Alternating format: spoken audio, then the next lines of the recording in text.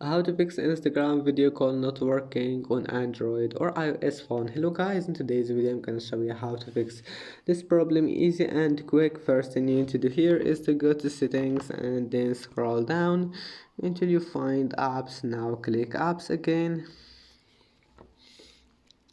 type here Instagram, click on it, click force stop and go to storage clear cache. Now go to permissions, make sure all of those permissions are enabled, and that's it. Now just go back if that doesn't fix your problem, or you have an iPhone or something like that, go to Play Store or App Store and make sure Instagram is updated. Then restart your phone, close all applications in the background, turn off your Wi-Fi and turn it on again,